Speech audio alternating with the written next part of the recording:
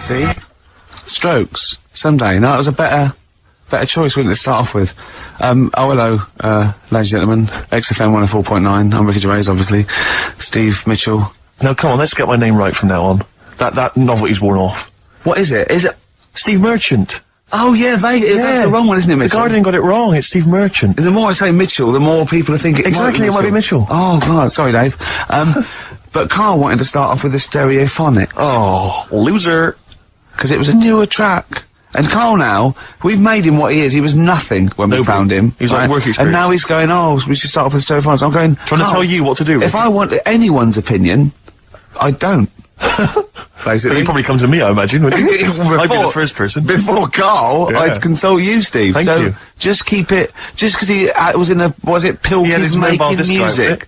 Pilkington's making, I bet you never pleased a crowd once. Did. Loads of times. Go on then, what did you play? What's your biggest gig you ever played? I did, like a social club gig. Yeah. And it wasn't just about the music either. I used to... What else could it be about? I used to take prizes and cigars and stuff. In a youth club? To give away. I just love these, like, 14-year-old manx hanging out going, let's go down here, you might have some fags and cigars for us. Well, it was whatever, like, was on my mum and dad's dressing table. That could have been embarrassing, couldn't it? That could have been deeply embarrassing. Oh, yeah. Oh. You've won. And third prize, some handcuffs. And a black mamba. I'm not saying that at any point in your upbringing, your parents left around any kind of marital aid on the dressing table. Don't think I'm saying that, Carl. I'm not suggesting, like, he doesn't like this, does he? Well, I can understand why. Oh yeah, because it's about his parents having sex. Well, they must have. Yeah, at least 3 times. I think I was an accident. I still have sex. Oh, Carl. I think it's been ongoing. Just because me brother and sister are quite older than me. Yeah, me too. I was an accident. I know that. Yeah. How old's your brother and sister? I think my sister's about 39. Right. And my brother's about 37. Okay. And you're 29? I'm like 29. Right, so, yeah, my next one's 11 years older than me. Yeah. That was definitely a... Do you want to have a hug, you two, or...? Yeah, yeah. You're dealing with it now? You got over it? Well, would you like to see us have a hug? You had a mobile disco as well, You're having a laugh, aren't you? Every single gig I did, it's dynamite. The people loved it. It was storming. What was it called? I ran it from about the age of 14 to 18. What was it called? Was it called in the name of our mobile disco? Yeah. It had 2 names in its lifetime. Yeah. It started its life as... Bear with it. Go on. The rock and roll DJs. Oh my god. The rock and roll DJs, that's the worst. I mean, that's the worst. Yeah. That's the most appalling. But then it became pretty bad after that, when it became the Fantasy Island Roadshow. Why? I don't know. Because everyone up to you looked like Tattoo? Partly that, and because I liked the programme Fantasy Island. Why did you like the programme Fantasy Island? Well, it was about love on an island. It wasn't. It was about a midget on an island. No, the midget was a minor character about people going to find love and romance. You obviously switched off once the midget had gone off and said, there's the plane. Oh, that's that then. Your parents went, that's over then. It's only 5 minutes long. Yeah, well, it's... What's that fantasy midget? Yeah. What happened then? Because didn't they acted out their fantasies on an island? People would pay to go to the island, to live out their own romantic fantasies, and invariably that's what was. It was always about getting off. It was a kind of love island, yeah. Was it? Well, no, not always. Sometimes they might be. Maybe I didn't watch the whole one. Maybe I did just see him, like, smacking a little tattoo around the head. I think you just saw the trailer. Oh, really? But, so what did I sort of go? I've always wanted to have someone in... Well, no, it might be something like, you know, I've always wanted to sort of, you know, live out, being a gunslinger in a Wild West frontier town, you know, so you might kind of create that fantasy. But what's that got to do with... Well, he invariably would find love, or he'd sort out some emotional problem he had. It was much more a spiritual, emotional journey than it was about little midgets running around. But was it like, oh, I'd like to be a cowboy, and, like, Remember the Shag? Yeah, it was like Jim will fix it. Like those letters you wrote to Jim will fix it. I'd like to be 5-star, and if something happens, so be it. Well, but no, I have to just say once though, this is my DJing credentials. I was once playing, music at a Scout Jamboree. Yeah. When I was about 17, 16, 17. Big gig. There was 1,000 scouts there. Yeah. Right, and I'll tell you this, we were playing on stuff, they were loving it, they were dancing, it was in a big marquee, right?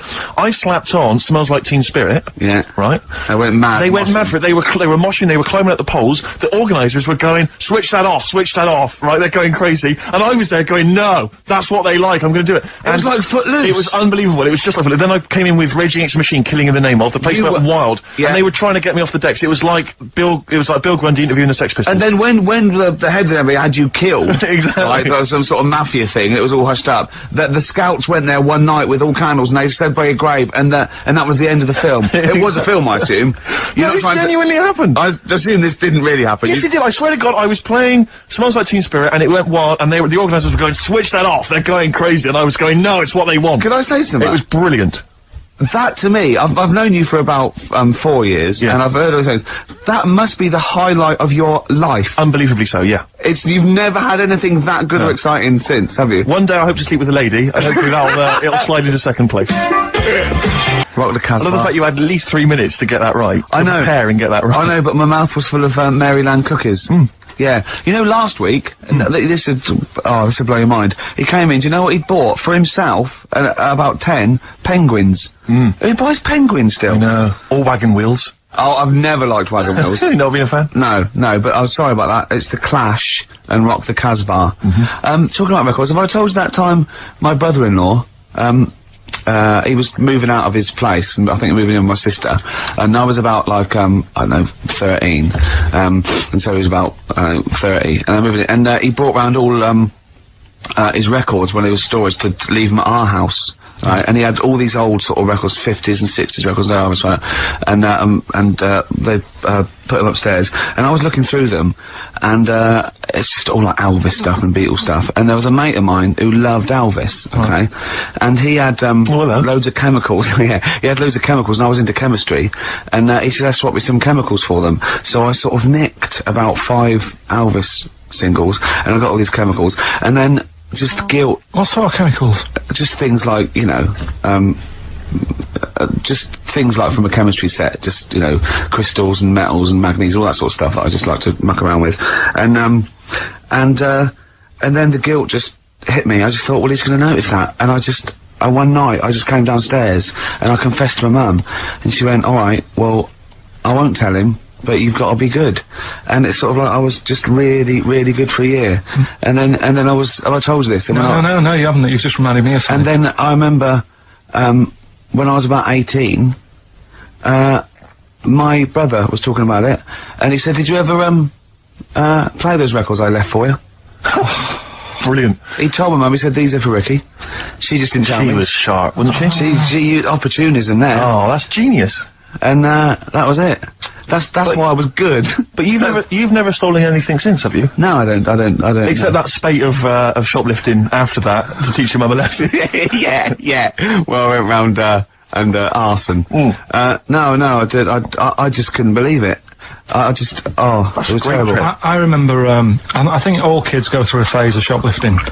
Well, and when I was going through it, I used to just little things, just like magic markers and magazines, Mars bars, that sort of thing. Yeah.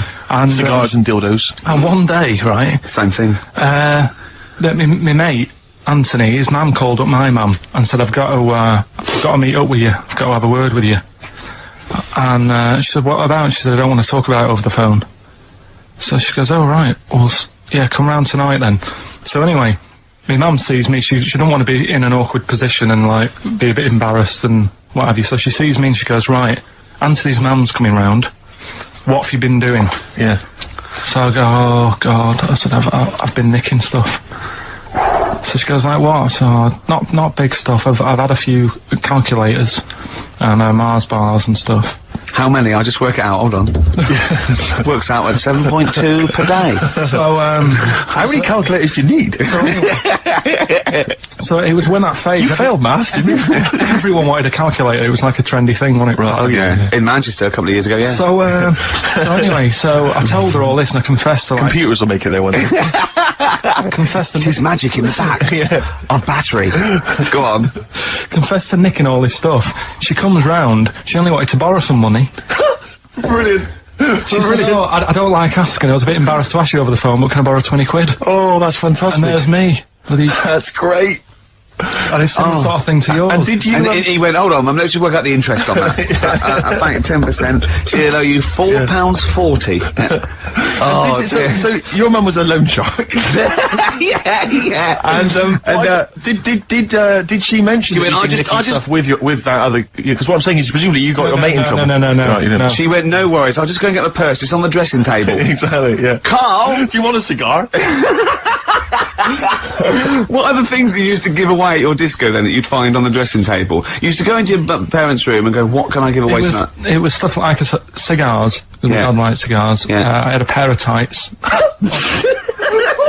What do you mean? Unopened. You know, you get them in like a long... Who did you give that to? Just whoever did the prize. It was stuff like, you know, we did like a little raffle. Just imagine Carl going there just for a pair Who's going joyriding this Pretty week? Polly, sheer.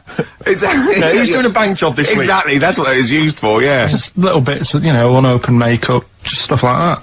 And did their parents not notice? Well, no, because it's stuff that you're not that bothered about. If a telly went missing, they'd notice it. They would, wouldn't they? They'd be staring at a wall for 3 days. But a pair of tights and a cigar and that, got away with it. Yeah. But it's funny as well, because like, you had 2 names, I just, like, remembered. I started off as, Dazzling Darren's Disco, just because the first lights I could afford belonged to someone who had their name put in lights. Right. So I went along with that name to for a bit. pretend you were called Darren. That's lovely. That's great. Is it worth it? Brilliant. And then it went on to Pilkins making music. Yeah. Jeez. That's great. Anyway, should we have some more music? 'Cause, Yeah, we've go been on. waiting for What are you going to play, Carl? We've got the Cooper Temple Clause Oh, lined up. brilliant. Yes, Steve Merchant here. Merchant. Steve Merchant. Yeah, okay, don't keep saying it. And Carl, obviously, yeah. Now, Stop fiddling, Carl. We've been digging around in Carl's office, haven't we? As ever, Rick. He's a little bit nervous about this. Well, But he doesn't need to be. I don't think he is. You just need to trust us, Carl. Just trust us. Trust us with the music. Trust us with the speech output. Trust us with Yeah. That's easy for me to say. Yeah. But I'm conscious, Rick, that sometimes perhaps we're a little ill-prepared on the show, and I just wanted to make sure that we were sort of keeping ourselves abreast of developments, changes at the station, policy. You said breast. Thanks. You know, policies particularly, and I was lucky enough just to stumble across this, and I feel that actually a couple of weeks back we were a little ill-prepared because we hadn't read this. Yeah. This is the XFM information. It's the guidelines, if you will, on how to react to deaths, disasters, and other news emergencies. Yeah, and there's very important ones like a royal death. There's like, you know. Well, there's certain criteria. I mean, obviously, the general guidelines state that occasionally something will happen in the world that prompts XFM to break away from the normal programming and react to our audience's feelings of shock or grief. As broadcasters, we have a duty to think They're not carefully talking about our show there, are they? They're talking about something happening No, there. all shows. I mean, no, like people being caused grief, just Carl's on the air. Right. You mean like, you know. I mean a bigger event. A royal dying. A royal dying or some kind of, you know, major disaster. Sure. We should be able to tailor our output to show that we feel the same way as the audience in these times of trouble. No, definitely. That would never involve the station shutting down completely, Rick. No. I want to reassure you of that now. And it would never involve playing classical music or stopping all speech content. Sure. Because they put that in there because a lot of stations, that's exactly what they do. Exactly. But XFM have deemed it that we don't have to go completely down the line there. We have to do it in our own little way. People need company at times like this. Yeah. And should be able to look to us for both factual information and emotional reaction. Sure.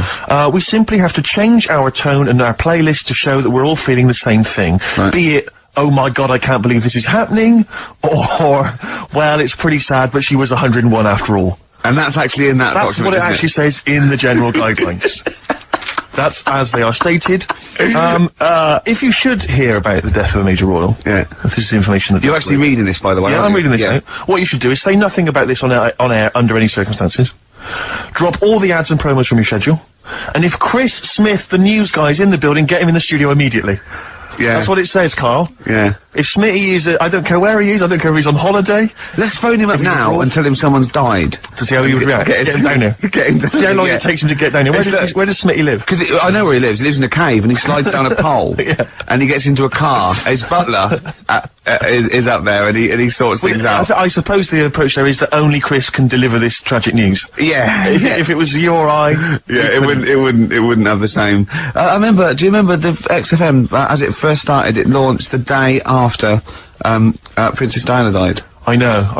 And I'd never done radio before. I was nervous enough.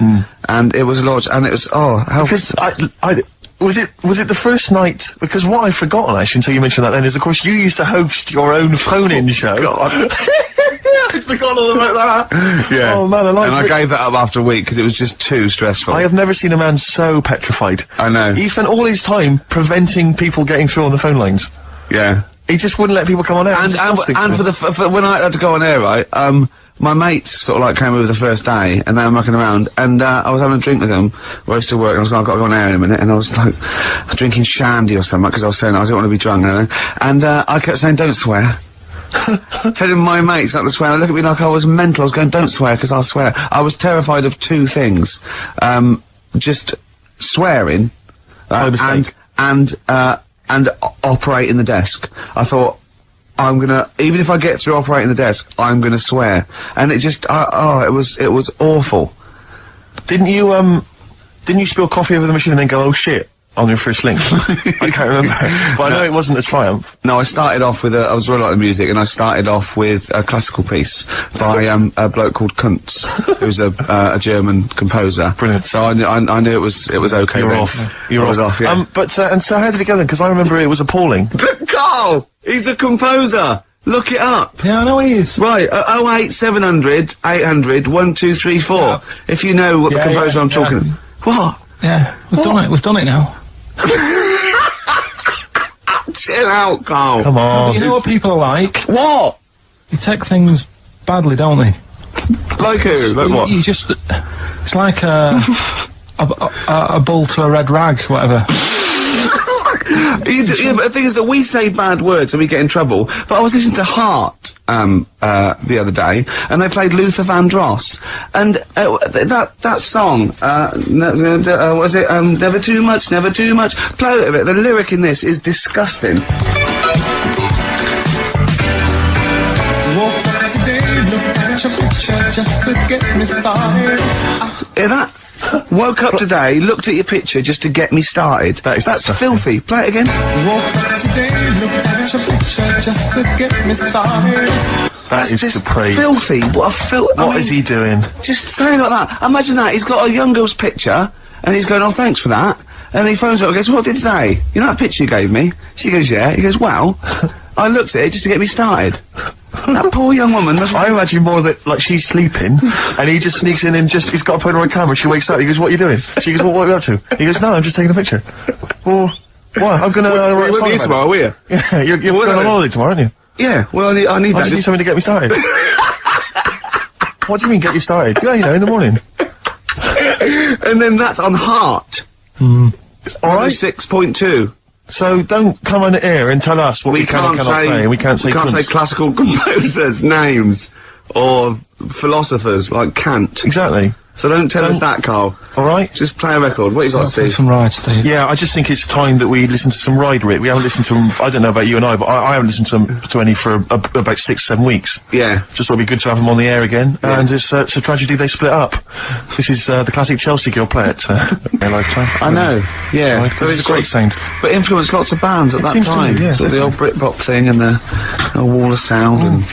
They weren't... Were they shoegazers? Do you think they were, weren't they? Well, that's what they thought of, because there was a lot of nude lead guitar. But good melodies as well, Rick, and that's always important. It is to me. I don't know about you, Carl, but it is important to us. Yeah. We've just had a couple of people, Sarah and Claire, call up and wish us luck for the BAFTAs, but for some reason they want one of us to do an impression of Leslie Phillips. Can't do it. Doesn't he say ding dong? And hello and all that. That's not bad. But I want Carl to do it though. Yeah, go on, Carl. Go on. Hello. Well done. Say ding dong. Ding dong. Nice. Yeah. Do we do any other impressions? No. I don't think of any. Hello. Do that. Hello. Yeah. You look like a ventriloquist dummy. Hello. Brilliant.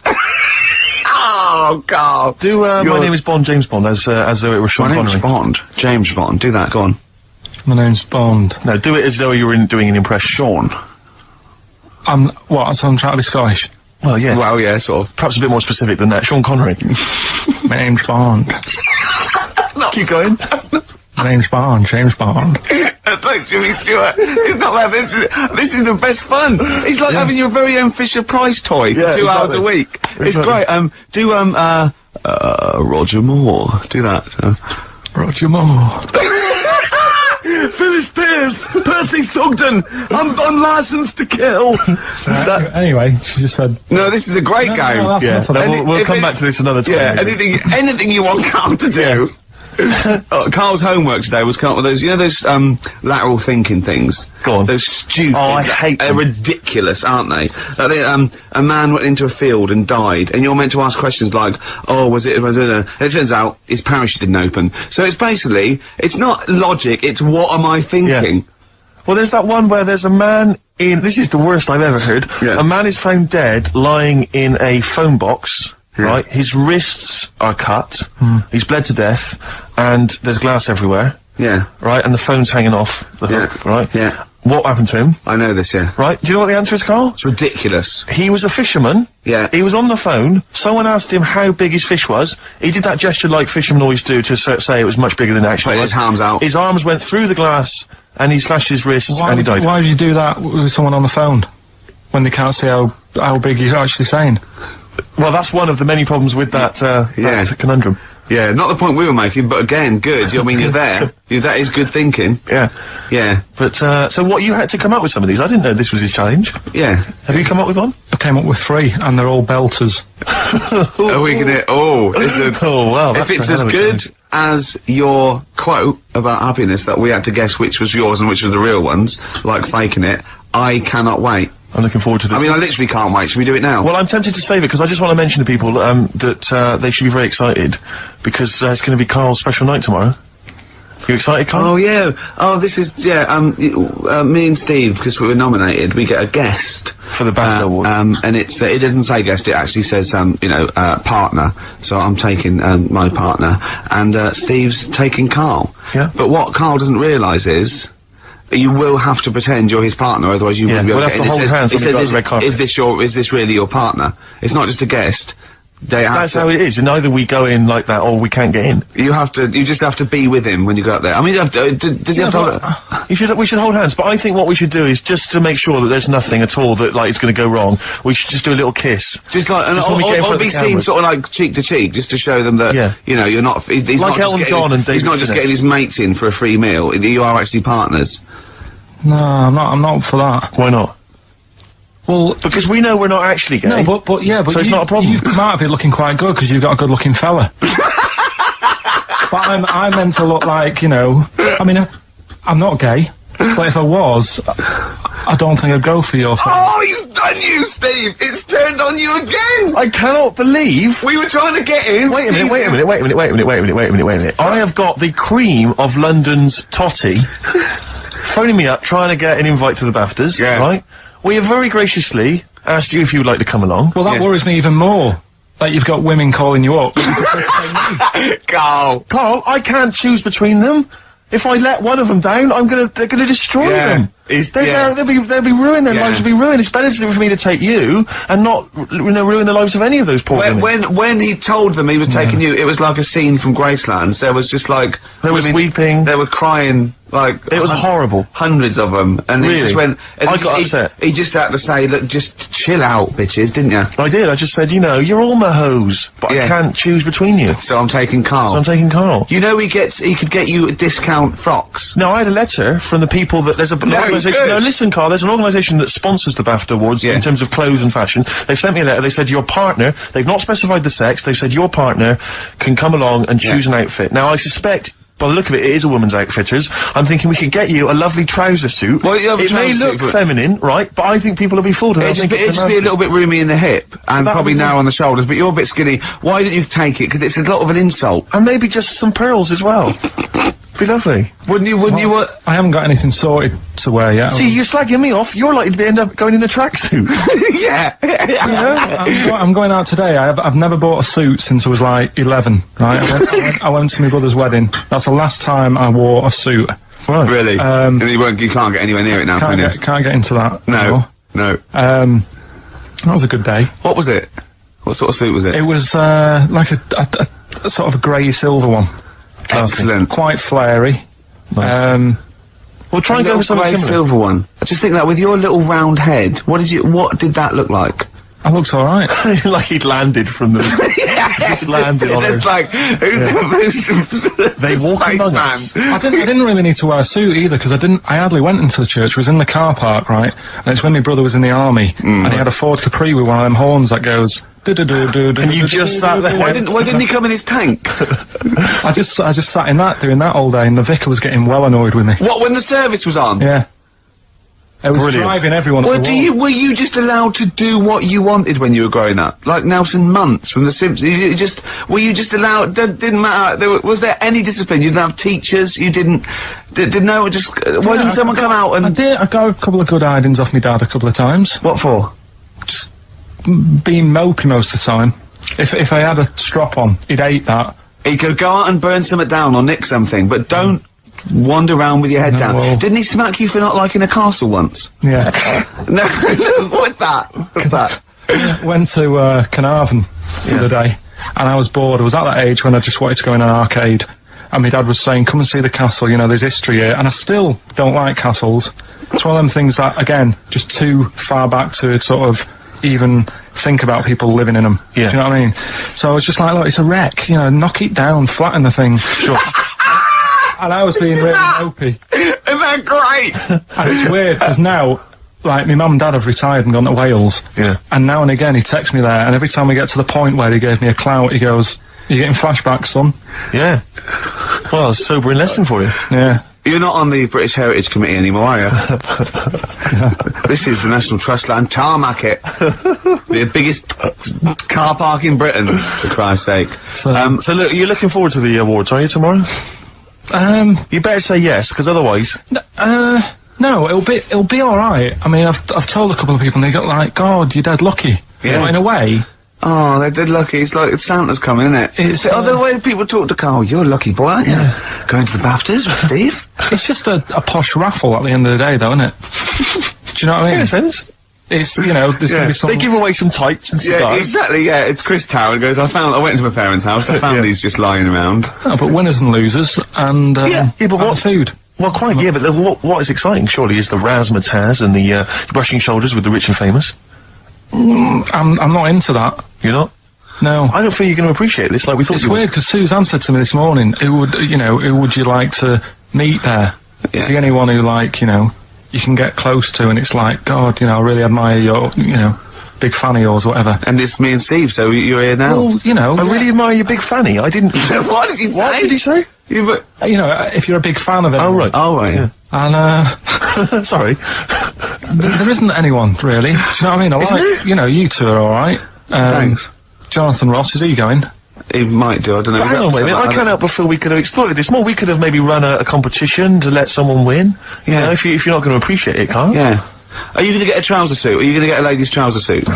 I just think then, if you go sort of like looking macho and walking down with him, you know, they know that you're not really partners. And I just think it's a slap in the face for BAFTA. That's true enough. No, it doesn't matter what you wear, though. Look at Elton Can't John's. you mince a little bit? Can't you at least sort of walk a little bit mincy? Because you've got such a macho What's sort of the mank matter? walk. Elton John's fella doesn't look gay and the stuff he wears and that, does he? Do you know what I mean? It means nothing. No, but that's because Elton's doing the work for him. No, but... By dressing as, like, some kind of restoration dame. Yeah, I love the fact he dresses as Anne Widdecombe for special occasions. That's his hair done like her. That's great. Anyway, music. Yeah, this is a very underrated album. It's Richard Ashcroft's Alone With Everybody, and I know it got a bit of a slag, and it didn't sell as well as it was because people were going, oh, it's no urban hymns, and it maybe it's not, but he got criticised for being pop, but this is a great tune on here. You On My Mind in My Sleep, and I think it's really good. Ashcroft there, and You On My Mind in My Sleep. Is that one, Carl? It's alright. Yeah. Good, okay. What I did want to do is, I want to play some, adverts now. There goes the fear on XFM 104.9. Well, into the last hour, and then only 2 more shows. That's true enough. And we're away for 3 months. I'm Ricky Gervais. Obviously, yeah. Steve Merchant, little Carl. Now, Carl, his homework was to come up with one of those stupid lateral thinking problems. We maybe should give an example of the, Romeo and Juliet, right? Romeo's asleep on the bed, Juliet's on the floor, covered in water and broken glass. What happened? And you ask all these stupid questions, and it's Romeo's a cat and Juliet's a goldfish. Again, Awful. what am I thinking? Yeah. Yeah, come on then, Carl. Right, first one. Yeah. There's a bloke lying on the floor, right? He's cut his head, blood's coming out of his head, and all his mates come running up, and they're all stood round him. Yeah. And they don't take their hats off as a mark of respect. That is outrageous. Why didn't they take their hats off? I'm laughing, but it's probably as good as the real absolutely. ones. No, but these are really good. Did you make them all up? Yeah. No, I mean, did you make up all the ones that already exist? No. That would make a lot of sense. Right, a bloke's fallen with his... Yeah, He's lying on the floor. yeah, He's dead. yeah. His mates come running up. Like, Was it important that his head was cut? I don't know. I mean, Would it have been okay if he'd have been wearing a hat? He wouldn't have been dead if he was wearing a hat. what's your answer? No, you're meant to answer a question. You don't just go, what's your answer? You say, where's the turn, you go, no, and I have to guess. It's obviously like sort of motorcycle stunt team or a parachute. Why didn't they take their hats off? Because they're probably still on the motorbikes or something, or... Well, yeah, but if you mark a respect to someone, you could take your helmet off. I'm getting angry! What? They're parachutists. Why couldn't they take their helmets off? Because they're coming down from the sky. But he's on the floor dead. Well, But they can look down and see him on the floor. are they on the floor, Carl? They're on the floor as They're well. walking, are they?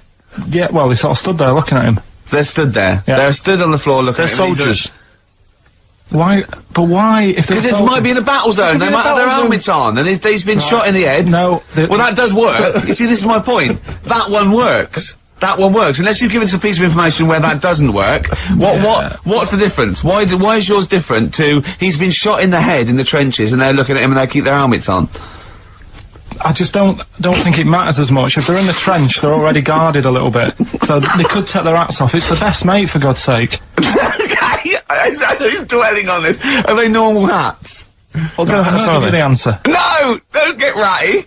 What kind of hats are they? Baseball What hats? kind If I told you what sort of hats they are, you'd have the answer. Well, no! Okay, I've got to guess what sort of a hat it is then, have I? Right. Is it a trilby? No. Is it a bowler? I know what it is. What? They're spacemen. No. Oh, that's a good That one. one though. works as well. This is my point. I like that one a lot. It works. He's fallen on the moon, and not that the moon happened, it was set up, wasn't it, in the fake, studio, we know that, yeah. Okay, Carl, what's your answer? Builders on a building site. Why is that different to soldiers? Because bricks don't fall in wars. But bullets fly! Right, next one. No, let's play a record and we'll come back to it, Carl, while you think about what you've done. Oh, yeah. You've embarrassed Let's play some yourself. classic Suede. Yeah, and this is for David and Kieran, I think, who wanted a bit of Butler at his best. Come on, crack it on. I hate you, Butler. Coming next, your next lateral problem number 2. Brilliant. Suede there. Indeed. I think their second or third single. Brilliant. All the way back. 10 years ago. Absolutely. You know what I mean? Metal Mickey. On XFM 104.9. Was it 10 years ago? Must have been, mustn't it? Wow. I think, was Drowners 91? I think so. Crumbs. Yeah. Go on. Go on then, Carl. Second one then. This is a bit easier, but I still think it's a good one. So this is, we should explain what this is if you've just tuned in. It's one of those stupid lateral thinking problems. That Carl himself has created. Yeah, that was his homework. Right, this one. It's a fella. He has a normal day doing stuff. Nothing wrong with him. Right. And It's the twist in the towers. It's just like Towers the Unexpected. Just a normal day, nothing wrong with him. Hold on, though, he's got the legs of a fish. Go on. So, that's why he's been hiding his legs. so Go on. he does his The normal, legs of a fish. Sorry, Carl, carry on. He has his working day and that, Yeah. and then he gets a bit tired. Goes to bed. He puts the light on, leaves it on, goes to bed. Oh. That's crazy. That's mental. I can't think what's happened. Anyway, here's Radiohead. Right, okay. What? The question is, why does he put the light on when So he's a man, going to bed? he's had a normal day, he's come home from work. Is that right? He's come home from work or he's not been working? He's just been no, out? it's been working and stuff, I think. You think? You've made it up, Carl, you can decide. So is the question is, why has he put the light on when he's asleep? There's a reason that he's put the light on when he's asleep. Has he gone to sleep? No, Carl, don't shrug. You're meant to answer these questions. He put the light on before he went to bed. Yeah, and the question And you're he's asking gone me to is sleep. why? What's the scenario? And the light's on and Yeah. that, but he's gone to sleep. Yeah. He started reading and then he fell asleep. No. Did he intentionally, for some reason, put the light on? Every night, It's mad. Sounds mad. That's Carl, doesn't it? Every night he does it. Yeah. He puts the light on when he goes to sleep. Carl, is the point of this, he puts the light on for a very good reason. Not for us, but for some people. He's blind, and it's always been on, and he thinks he's turning it off, but it was on in the day, and he thinks he's turning it off, but he's turning it on, because he's blind. That'd be stupid. That works. No, that works great, Rick. Yeah. Thank you, Carl. So you've got to come up with... Hang on. If you're blind, why would you put a light on? No, he thinks it's off. Yeah. But why would he turn it on anyway? So he doesn't get burgled, so people know he's in, because he can't see him, so he just, he puts the light on when he's there, then he turns the light off when he goes to bed, so people think it's fine. But he's got it out of kilter, and actually he's walking around in the dark all day. I don't believe that if you're blind you turn your light on. I don't think you'd be living on your own, would you? I'm not having that for a second. Do blind people live on their own? I'm not having that for a second. Well, some people do. Lonely blind people live on their own. No, if you got bad eyes. Any of them women? Are there any blind women who are living on their own, Rick? No, I mean, if you know of some blind women. 08700 800 1234. We've gone through this.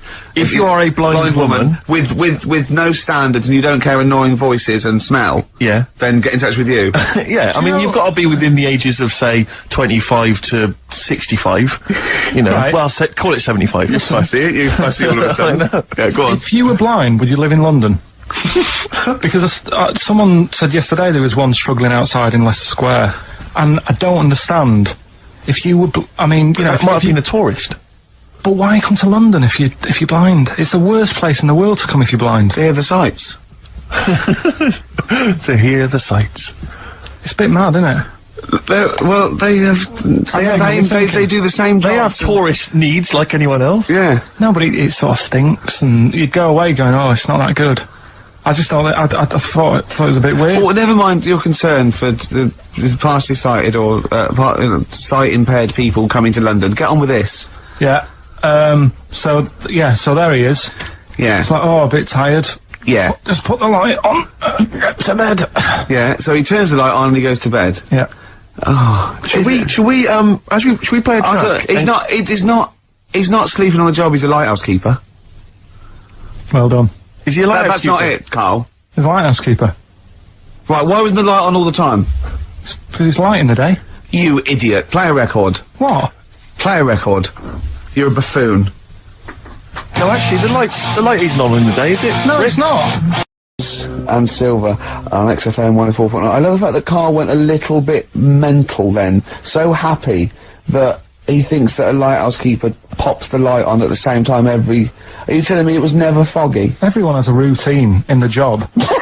And why was he going home from work knackered? What had he been doing all day? He never said he went home knackered. He did. He said he went home, he's just done a day's work, he said he went home knackered and puts the light on and goes to sleep. That's what he said. Yeah, but he's maybe a part-time lighthouse keeper. Oh, what does he do? Works in the library, does he, as well? No, listen, Rick, look, I'm really with Carl here. What? He definitely got you. He stitched you up right and proper. Anyway, I got it right. Yeah, but then you embarrass yourself by saying that... stupid. But he's stupid. You would never put a lighthouse light on during the day. What's the next I'd one? been painting it that day. Oh, had he? Extra shattered. Right, okay. The next one, last one this. Yeah. Lateral thinking. Lateral thinking. And you've written this yourself, you've had no help from anyone? No, I've come up with these on my own. Okay. Right, last one. Yeah. This bloke, There's always this bloke. Yeah. this bloke, he's got a brother that is, never met. Right? They got separated at birth. Right. You know, anyway, he gets a letter in the post. Yeah. He says, oh, I tracked you down. Yeah. Meet me at the airport. Yeah. Okay. As soon as he gets to the airport, Yeah. he goes, there he is, and he goes walking over. How did he know that was his brother? He'd never seen a They were picture. twins. They look exactly the same. They were born the same day. No, Steve's got it. Yeah. That's what I mean. So he knew they were born the same day, so he knew they were twins, yeah. I didn't say they were born on the same day, did I? No, I'm just reiterating. They would be, though, if they looked Yeah. identical. Yeah. Sorry about that when we've got you there, Carl, mate. Yeah. You're quite upset about that. That was 1 out of 3, though. What about this then? Do you know that when, two brothers, born on the same day, of the same mother and the same father, but they weren't twins? Why? Say that one again. Two brothers Yeah. are born on the same day, of the same mother and father, but they weren't twins. Why not?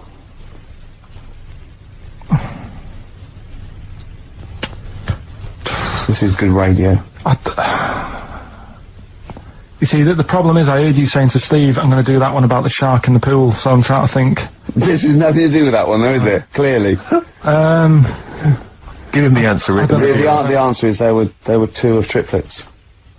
Right. Another brother.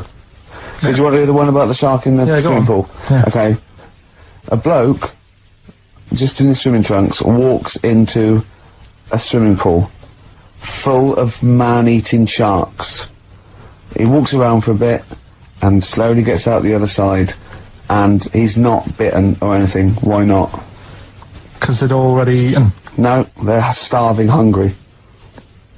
He walked through the water. Yeah. He wasn't like a bridge. No, he actually was in the water, soaking wet, the sharks. He had like a metal suit on. No, naked apart from swimming trunks. There were real sharks. Real sharks. Swimming about. They were man-eating, hungry, They yeah. were really hungry. Yeah. This fella gets into the same pool. Yeah. It's the same pool. Exactly. He walks right, he gets in the steps, Yeah. he walks down, he walks Yeah. across. Yeah. He's in the water. Yeah. Up to his neck. Yeah. And the sharks are near him. Yeah, they're attacking him. They're attacking him. They're actually attacking him.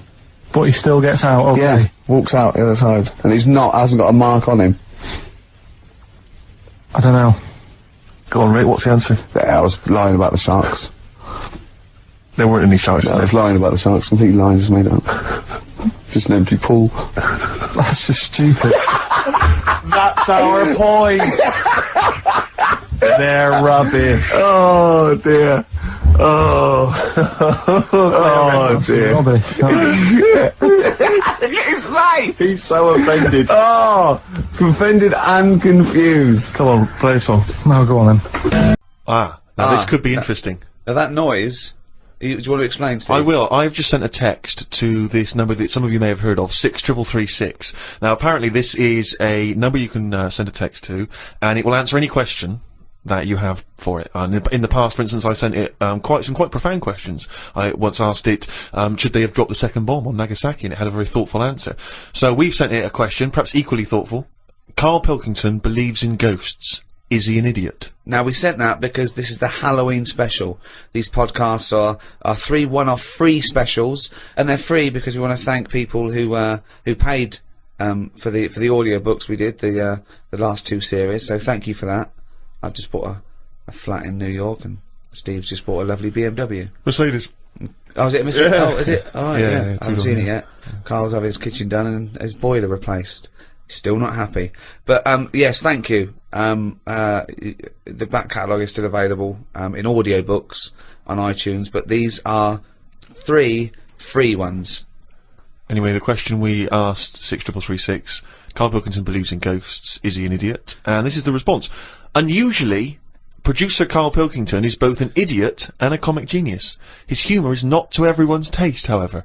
That's amazing. That's the response. But it's curious because it doesn't really answer our question about ghosts.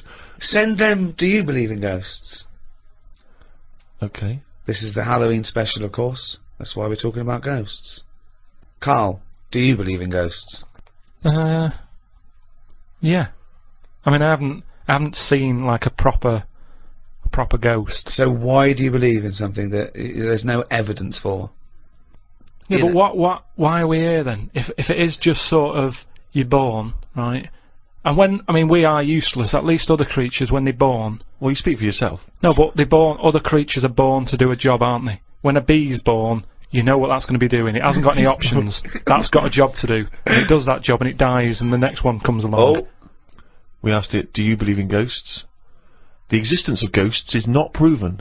Many experiments have claimed to identify ghosts, but none have been scientifically sound. excellent. See, Yeah, that's a sensible, intelligent, logical, thoughtful answer. Weird things have happened to me when I was living at home. And was in bed one Where night. do you live now? No, but I was at my first home. Your parents? Yeah, my mum and dad's. So I'm in bed, and I'm lying there. And you know, you get that sense of like, oh, there's something going on. Right. And I sort of look over my quilt, and there's nothing there. Thinking it's weird that. So turn me back on it. I'm thinking, I don't want to know. If there is something there, I don't want to know. Right? So I'm turning my back on it. But then there's like a really high-pitched noise, right? Sort of the hairs on my back are like going up a bit. And I'm like, oh, I don't like this. And it's the high-pitched noise. You had a hairy back louder. even as a kid? No, but you know, everyone's got little I thought it hairs was on them, just- haven't they? Everyone's got little tiny hairs on them and stuff. And I thought, I can't stand this. And I turned around, put the light on, legged it downstairs. Right? And my mum's saying, what are you doing? I'm going, oh, I don't know, there's something up there. So she said, alright, then watch the telly. So I stayed up for a bit, watching the telly. Went back to bed, the high-pitched noise had gone. Went to sleep. Get up the next day. Charlie from next door comes round. He goes, Hilda's dead. Right? And my dad said, oh, when did that happen? I said, last night at 11:15. Right. That's when I was in bed. So, what are you telling me for? Because it's weird, isn't it? It's that thing of... What do you think would be weirder that no one ever died at 11:15 when you were in bed? No, but that's when all the weirdness was going on. That's when the tone was happening, my back was getting itchy and stuff. And Coincidence. I went down and watched telly, went back up to gone and that, but that's when her spirit had sort of... No. Ah, okay, right, interesting. No, this is where we get into the facts. So Hilda's spirit had left was her... whizzing round my bedroom, because my bedroom was right next door to theirs. Yeah. So I'm just saying, that's one. Why do they whiz round when they die? Why do spirits whiz round when they die? Because they're going, where am I going? Are they? And they're whizzing round, aren't they? Am I going down? Am I going up? No, it's Carl. Oh, No, no, but- I'm going the wrong way. Yeah, but it's not going to be easy, is it? How do you think it works? It doesn't work. But once again, it's not proof of anything, Carl. Beyond the fact that you were a child in bed. Why did your dad ask what time she died? No, it just sort of, you know, what do you say to someone when it's awkward, isn't it? When someone gives you bad news, so you just think, well, what can I ask? what time did she die? What time did that exactly? happen? Sorry? No, you just go, Exactly what time did she die? My wife passed away. Yeah, What time exactly? No, not exactly. He just said, oh, that's bad. When did that happen? Like, what time? And he said, well, thanks for asking. 11:15. Specifically 11:15. past. 11:15. 11:15, I remember What did he say? distinctly. What did he say last night? Oh, that's weird, isn't it? Convenient, aren't they, all these It is, stories? or is it? Or, yeah, I mean, it's either that's exactly what happened, Rick, or he's misremembering the actual series of events. I don't know which one to plump for. But I tell you this though, Go on. you know, if we're talking about ghosts and that. Yeah. Now, Hilda, Yeah. choose your bog standard old woman. Right. I think that's on the gravestone. I know, yeah. No, it's just did you do the eulogy? No, you know. That's great. you What can we say about Hilda? Bog standard old woman. Right, there's sandwiches at the bar. That's the most insulting thing you could ever say. No, there's nothing. No. Let's just think about that Hilda phrase. lived her life. Thank you for coming to celebrate the life of Hilda, Who died at 11:15 specifically. and was a bog standard old woman. Are we burning or burying? But anyway, but she lived to be quite old. Which annoyed you? But yeah, No, in a but- bog standard way. But this is what I was saying about us all living too long and stuff. It just makes it worse when it does come to us being a ghost. I don't know what you're talking No, about that again. sentence made no sense. Just, if you are going to be haunted, right, say, I know you're going to say, well, I don't believe in them, so I'm not worried, so don't be going on about it. But say, like, you know, your new place that you've bought, you move in, and you go to bed, and there's something moving about the room. You see it, it's a ghost. Oh no. Okay, let's for the sake More of argument, likely, a Siamese cat called Ollie. No, because that's probably got its own room, hasn't it? But what I'm saying is, would you prefer to have an old person moving about looking at you, or just a young person? I'd prefer a youngish person who looks normal and is sort of floating about, and you go, all right. That looks normal, floating about. No, but an old woman would really scare me. And ghosts are always going to have a bad reputation because they look scary because they're old. So that's You talk absolute shit. all I'm saying. So Can we're you now believe going. we ever charged for this? No, but look, if we are going into another life, right, after this, Which we're not, we but yeah. move on to another life, Yeah. we're not going to move on. That land, say if it is like another world, where we go and we plough fields and we grow crop. Croppage. We grow crop. Crops. Crops, if you want. Yeah, well, I would like to use the English language. Yeah, but there's too much fruit about, so just a crop, just something we need to get by. He's got an answer for everything. That's So we what grow I'm some saying. crop. Yeah. So you grow your crop, and now if we're all going into that other land or world or universe, old, who's going to do the cropping?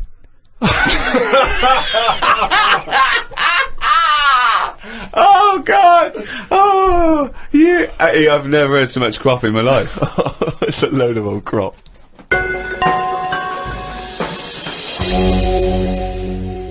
I had to go for an ultrasound, right? Isn't that what you do if you're pregnant? Yeah, but do you know I've had kidney stones? Are you and that? We've expecting? talked about Lucky it you. in the other podcasts and that we've done, right? I've had a kidney stone. I don't want to go on about it. But it was painful and that. Well, you are going on about it. Yeah, and there was no, nothing. but I'm just saying. It's routine. Don't worry about It's it. not routine. Well, Why do they have to keep going loads and back loads of then? people. Why do they have to keep going back? You're questioning me. You're on getting into a ultrasound. routine. Keep going back. It's better than working it. You don't have to Promote the sell the book. No. Holiday or hospital. Holiday or hospital. Holiday or hospital. I don't know. I'll just say that we've got a book out, right? The World of Karl Pilkington. It's out now. When he goes on holiday the first week, right? He's in and out of hospital. It's doing no good. He's got to go in again. He goes away with his family like twice a year. Goes away with Suzanne's family twice a year. He's now said he doesn't want to do any press for it because it's boring, or he doesn't want. Why aren't you plugging the book? I mean, if you're an author, you've got to get behind I've it. bought books without hearing someone telling me to buy stuff. No, you're You just buy stuff. lazy. You're No, lazy. I'm not lazy. It's just that I'm sick and tired of putting telly on or the radio and having people telling me, "Oh, you've got to buy this, you've got to buy that." No, I don't have to do anything. I'll have a look myself when I'm in a bookshop. Let them just find it. But there are hundreds and thousands of books, Carl. They may not find it. Well, You're just trying have to a look. direct them towards it. I don't want to direct them to it. I just, if you come across it, But why have you put all this work into this book, all these illustrations you've done and because extra I material? enjoyed it for me. Right, but you don't want anyone to read it, Yeah, so they why will just put it in read a drawer? They will read it. They'll find it. People will find it. It's in the shop, isn't it? I'm always finding little books on different things and what have you. Yeah, you don't read them. You read the first couple of lines and you get it wrong. So I went back, right, and they had the ultrasound thing where they're looking to see what else is in there. And when I was in the waiting room, there was a woman there. I reckon she was about 98. Now, why are they rooting around in her to see what's up with her? Just let her die. Do you know what I mean? If she's not in any Jesus. pain, no. All Such I'm just saying, how long does she want to be around? And the problem is, she went off. Right, I was sat in the waiting room. She went off into the little cubicle to put her a gown on, and because she's old, she can't bend her arms and that. So she came out with it all open on the back, and it was horrible. It looked like a chicken that hasn't been looked after, right? It was all leathery skin and that, right? Now the thing is, it's all very well keeping people alive, but the surroundings of the body isn't meant to be lasting that long, is it? Do you know what I mean? The actual skin of a body, it's all very well keeping the heart going, checking the kidneys and all that, but we're not meant to be around this length of time. Yet we're messing with it. Yeah. Just do the gown up. You never do, you never see insects or anything like that look old. You don't go, look at the state of that. Because they live about 4 weeks! Yeah, but maybe that's the way it's meant to be, in the same way maybe we were only meant to live to be 40. But why did you go in for your operation then? Why didn't you just think, well, this is it, about It's on the offer. time? If they're looking after an old woman who's about 98, I'm having a go. Well, of course. Because you want to live on. She might have been Well fed up. flirting with you. No, she was... Keeping it open, just so you can have a little look. But I'm just saying, is that right? Is it right that You they're were going checking in her out. there rooting around and stuff? I didn't like it. I didn't like having it done. I don't like going to the hospital and stuff and the doctors and all that. And she was pushing the thing down. And she said, "Oh, you can have a look if you want." So What down where? on me kidneys, she was pushing like this little scanner thing. Oh, right. She was going to have a look. I was going, "I don't want to have a look." She's going, "What's up with you?" I said, "I don't want to see me insides." It's Did not they have a normal." tube? Did they put a tube down the end of your knob? Yeah, they did all that. We've talked about that in the other. But you were Audio unconscious, books. weren't you? Yeah, but it doesn't matter, does it? If you know it's going on, it still bothers you. It's because you're asleep. Well, not really, no. What do you mean? Well, why does it bother you if you're asleep? Well, that's like saying, "Oh, I woke up and the house was robbed." Oh, it doesn't matter, you're asleep. Well, no, It's but... still going to bother you, isn't it? but you knew it was happening and you did it willingly. It's not pleasant to go in and be made to go unconscious. That's the unpleasant bit, isn't it? And pain. Well, and no, it's more the idea of it, isn't it? That's why, doctors telling you everything they're doing. It's like, don't tell me, you know what you're doing, just do it. I'm Well, not yeah, going to have a so- go at it. You know, it's not like DIY people coming around and going, oh, what you should have done there is, and you can go, I'll have a go at that next time on my own without calling you out. If I get kidney stones again, I'm not going to go, oh, I've had it done before, I know what to do, I'll stick it up there. Doesn't happen, does it? But I can't, what was I saying? So anyway, so she was pushing the scanner over me kidneys and stuff. Now, it was weird with her, because at no point did she make eye contact with me. Well, I don't understand what that means. Well, she meant to wink and go, your kidneys are fucked. No, but it's just weird that she probably spends her days looking inside people more than she does talking to people. I just thought it was odd that that's how she sees people. When she looks at people, she probably sees kidneys. What, this doctor? The woman doctor. Well, doctor. Yeah. Right. So, what you're saying is, the strange thing is that she often spends more time looking in people, because she's a doctor, than chatting to them. Yeah. And is it weird that Jonathan Ross is the other way around, because he's a chat show host? He spends more time talking to people than looking inside them. No, but even when I was Because he's asking got a different job. when I was asking her questions, saying, you know, does it look alright? What's it doing? Is it moving about? You know, asking her questions about my kidney. She could have quite easily just turned around and give me a bit of eye contact. She was say, shut up, I'm concentrating, I'm at looking work. at the screen in order to answer your questions. Yeah, she's at work, she's doing something. No, but just... If she was here now going, Carl, what are you doing with that microphone? You'd go, shut the fuck up, I'm doing a podcast. Did she run this scanner over your head? And if so, did she find anything? We'd like to try and educate Carl, Rick, as you know, as we have done since we've known him, really, and he doesn't really seem to absorb any information. No. And I was asked recently, when I was going back to Bristol, if I would come and talk to a classroom of school children. Alright. You know, just talking about careers, and particularly my career. And I went down there. It was in Bristol. It was an inner city school, quite rough area. You're a son of Bristol, you're Exactly, they love me you're a down there. celebrated son of Bristol, you're a Golden Globe winning person who's returned to the homeland. It annoys me when I go down there that I'm not met as I get off the train like the Beatles used to be when they came back from America. By you a know? mayor and a brass band. Hordes of people, ticker tape. Forever this day will be called Steve Merchant Day. Exactly. It frustrates me that I just sneak back into town. There's no fanfare. Yeah. But basically they asked me to come talk at this school, and I sort of batted them away and said I'm too busy. And so I foolishly left them the opportunity to ask me again, which they did, and I didn't have a decent excuse, so I went. And I was expecting to talk to maybe a room of sixth formers. They were 9. These kids, 9 and 10 years old. But I realised as I was walking into the school, I was suddenly really nervous. I was more nervous than anything I've ever done. Because I realised that I've not spoken to a child like that since I was a child myself. I've never interacted with them. So I didn't know at what level I would be able to pitch this talk. You know, I didn't know what they understood, what ideas they understood. Obviously, in my mind, I was picturing Carl, and then I was ratcheting it up a few years, sort of IQ-wise. And I went in So there, what did you talk to them about? and I was supposed to talk about careers, and I realised very quickly that they didn't really understand conceptual Did they know ideas. you were? Not really. One or two of them vaguely knew. One of them went, "What's Rick Gervais like?" And I said, You got a deep voice. yeah. Actually, that was one of the teachers. And I'm supposed to be talking about careers, how to get into careers, and I start trying to explain the idea of being a writer, and I say that it's very important to be able to get inside other people's minds, you know, figure out how they think, and how, you know, and try to understand other people. But this, they didn't really seem to grasp. They started talking amongst each other. You know, they were just losing interest. I lost them straight away. I was devastated. Oh no. So then, and this is the worst thing, right? I started lying to them. Because I realised that every time I told a slight lie, because I thought they'd be interested, they were. So I carried know on lying. Justin Timberlake. You're not joking, right? They said, one of them said, "I understand you used to be a DJ," and I went, "Yeah, it's great being a DJ because you get to meet pop stars like Robbie Williams and Beyonce." Never met either of them. Never met them. And they went, one of the kids went, "What's Beyonce like?" and I went, jokingly, I went, "You wouldn't like her." And I said, "No, I'm joking. She's lovely. She's sweet. She's good as gold."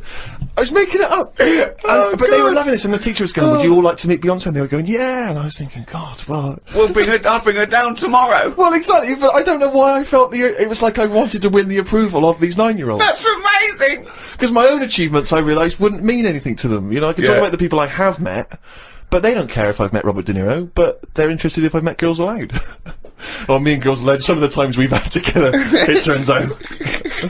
But it is fascinating when you have to interact with with people, with children like that, because I've got no concept of how to talk to children. To me, I can't grasp the difference really in conversation and chat between, say, a 7-year-old and a 13-year-old. I don't know at what point they learn stuff and pick stuff up. Do they understand? Do you know what I mean? I find it really hard. I remember once when I was about 9, the headmaster, deputy headmaster, used to do a little fable. I've talked about him in stand-up. He used to do a little fable. There's one I remember where he got a tube of toothpaste, and he got someone up. He said, "You, come out here. Squeeze this tube of toothpaste out on this board." And he squeezed it all out, right? And he squeezed it all out and emptied it. He went, "Now put it back in." And the kid tried to struggle. And he goes, "You can't do it." He said, "It's easier to do something than undo it." Okay, go back to class. Like people are going, "Oh, I get it. I know what he means." Yeah. But they're just thinking, don't squeeze all the toothpaste out. Yeah. Just save some. Yeah. I mean, you know, there's no way they're going to take on No, that exactly. metaphor at the It's age too of 9. conceptual, yeah. Yeah, exactly, yeah. Yeah, just stop misbehaving or I'll smack you. That worked. Carl, have you had to have any dealings with kids? How do you get on with kids? Do you relate to them? Or are they just as angry and perplexed by your views as we are? I mean, it's with everything, isn't it? Everyone's different and that. I can get on with some young kids alright, and some of them are, like, you know, a bit cocky and what have you. But, I'm sort of getting on with the baby at the moment, because, I've been made a godfather. Think of that. So, Wow, who did they reject? I know. no, I mean, Who said no? Yeah. How many people said no? I did at first, and Brilliant. then Suzanne said, "Look, you know, it's not really a choice. It's not like a job interview or something that you're thinking about. Is it a good thing? So you've been asked. You should take it on." But what are they? What if they? Hold on. If you're the godfather of this Yeah. kid, presumably you're friends with them, and they probably listen to Yeah, this yeah, they're good podcast. friends. So now they're hearing, for the first time, that you didn't want to be Yeah, godfather. but I think that's good, because they can hear that, you know, it wasn't. I didn't just do it because I was asked. I thought about it. I thought it through. You know, I was worried. It was kind of like, is this a job? And I was just. Well, it's asking her. nothing but tokenistic, is it? You're not. Well, really this is what I looked into. I said, we went back, and I said, right, I've been thinking about this thing. I've heard that it's my job. If anything happens to them, I've got to kick in. I'd have to start looking after the baby. So I said, right, how many of you are in your family? If that happens, am I going to start getting a phone call or what? And they said, no, there's a big family. You're not, you know, you're at the bottom of the list. So I was like, how many? And just finding out what their age is. And you know, I've only got a small flat. It would have to sleep in the sink or something, right? So I checked all that out, and all safe. So this baby, it's spooking me out a bit because it doesn't blink, and that's pretty weird when you're sort of talking to it and you're thinking, it's not blinking. Are you sure it's not asleep? No, it's honestly, it's weird. If something doesn't blink, it's like it's evil. Because blinking just makes something look a bit more friendly, doesn't it?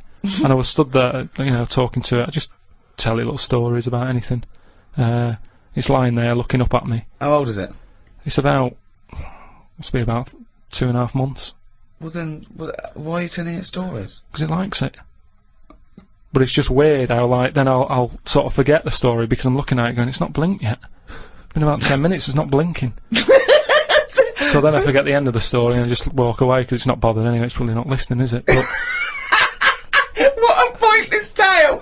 What a pointless tale now and at the time. I think it likes it. The kids like stories, like you say, they're not bothered if it's not true or anything. Or if you walk away before the ending because you've forgotten it. That's Brilliant. why it's not blinking. It's so dumbstruck at the idiocy coming out of your gob. No, but you don't need to hear endings of stories. Maybe, like I said That's to the you. point. That's the point of a story. Isn't No, it? it's not. That's the point why people. That's why people like stories because they're hooked into knowing what happened. No, because there's loads of films that happen and they have a funny ending. You leave there going, I wonder what's meant to happen. And you make it up in your own head.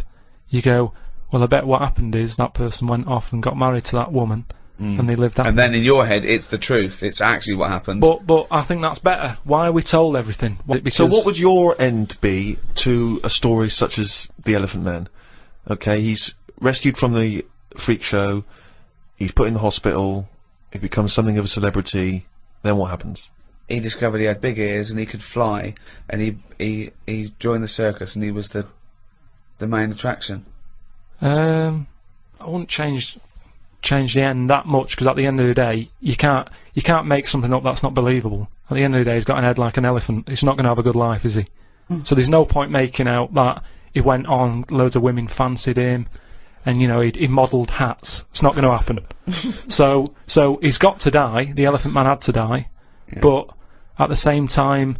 Was shot by poachers? Just show for his tusk? Show a few positives. You know, because I'm sure there was good bits in his life. I don't know what they were, but, you know, look at everything. What was he like when he was a little baby elephant? They didn't cover what he was like as a kid. But you can get away with them sort of looks when you're a baby. You can be an ugly baby and everyone goes, oh, isn't it nice? There was some woman in a cafe the other week that I was sat in, and she came up and she sat down with a mate and she was talking loudly, going on about, oh, the baby's lovely. They said it's got lovely big eyes, really big hands and feet. Now that doesn't sound like a nice baby to me. I felt like saying it sounds like a frog, but I thought, I don't know her. There's only so much you can say to a stranger. I don't know what kept me from saying it. That's what I was saying before about there's something.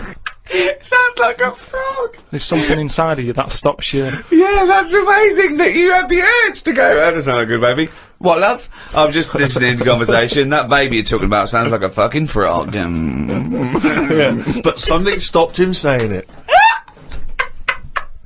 I just came back from America, and they love Halloween. They're obsessed over there. I mean, it's a proper thing out there. Here, it's sort of half-hearted. A few middle-class families, sort of. But do you think it'll get more popular here, though, if we do find out that ghosts are about? Well, that'll never happen because they're not. No, okay? but if they did, then suddenly that would be a big. Well, America makes things famous now, because of film culture and everything. So yeah, it's all from that. I doubt we celebrated much at all, did we, 50 years ago? So I think it's crept up. Certainly over here we didn't, but it's been largely introduced over here through commercial ideas, isn't it? Yeah, we can sell stuff for and film and things like that. And but out there they start like weeks and weeks before, and they're decorated like proper.